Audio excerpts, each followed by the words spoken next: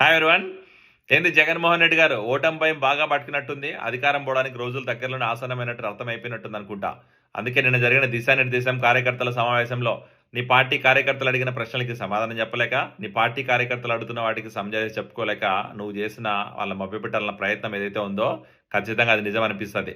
ఏదైతే ఖచ్చితంగా రాష్ట్రంలో అగ్నికి వాయువు తోడైనట్టు, రాముడికి హనుమంతుడు తోడైనట్టు, కృష్ణుడికి అర్జునుడు తోడైనట్టు ఈరోజు చంద్రబాబు నాయుడు గారికి తోడుగా పవన్ కళ్యాణ్ గారు వచ్చారు.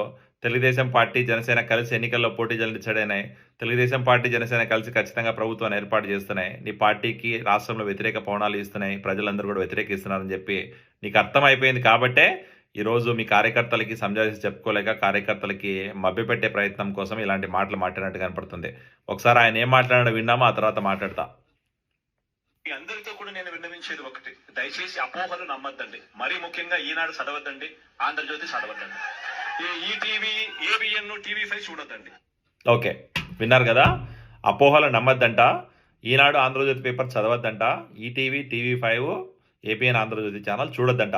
ఎందుకంటే వాళ్ళు జగన్మోహన్ రెడ్డి చేస్తున్న మోసాలు చూపిస్తారు, జగన్మోహన్ రెడ్డి చేస్తున్న ఈ దుర్మార్గ పాలన గురించి ప్రశ్నిస్తారు, జగన్మోహన్ రెడ్డి చేస్తున్న ఈ అరాచక పాలన గురించి జనాలకి ఎక్స్ప్లెయిన్ చేసే ప్రయత్నం చేస్తారు.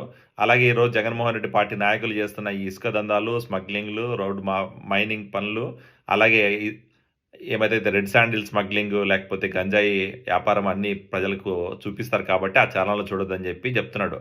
అంటే ఈరోజు సాక్షి పేపరు, సాక్షి ఛానల్, అలాగే టీవీ9, ఎన్టీవీ చూసి వాళ్ళ కార్యకర్తలు అలాగే తెలుగు ప్రజలు అందరూ కూడా భ్రమలో బతికేమని చెప్పి జగన్మోహన్ రెడ్డి చెప్తున్నాడు. ఏమైనా కొంచెమన్నా మా సిగ్గుండి మాట్లాడుతున్నా జగన్మోహన్ రెడ్డి? రాష్ట్ర అభివృద్ధి పట్ల, అలాగే రాష్ట్ర ప్రజల పట్ల, అలాగే రాష్ట్రానికి కావాల్సిన నిధుల పట్ల ఈరోజు రాష్ట్రంలో జరుగుతున్న ఈ దుర్మార్గ పాలన ఎట్లయినా కూడా అణిచివేయాలని ఉద్దేశం కానీ చిత్తశుద్ధి కానీ నీకు ఉన్నింటే కన్నా ఈరోజు రాష్ట్ర అభివృద్ధి గురించి మాట్లాడేవాడివి, రాష్ట్రాన్ని అభివృద్ధి పథంలో నడిపించేవాడి.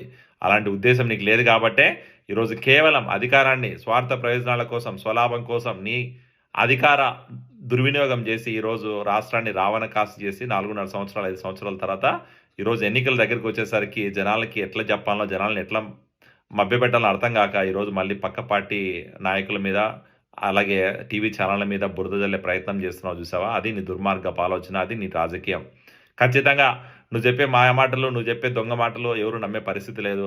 నీ పార్టీకి నీకు గుణపాఠం చెప్పడానికి ప్రజలందరూ డిసైడ్ అయినారు. ఈరోజు తెలుగుదేశం పార్టీ కార్యకర్తలు, జన సైనికులు, అలాగే తెలుగు రాష్ట్రంలో ఉన్న ప్రజలందరూ కూడా నీ పార్టీని, నిన్ను రాష్ట్రం నుంచి బహిష్కరించాలని చెప్పి డిసైడ్ అయినారు. ఖచ్చితంగా ఎన్నికల తర్వాత నీ పార్టీ భూస్థాపితం అయితే అయిపోతుంది, దాంట్లో ఎటువంటి డౌట్ లేదు.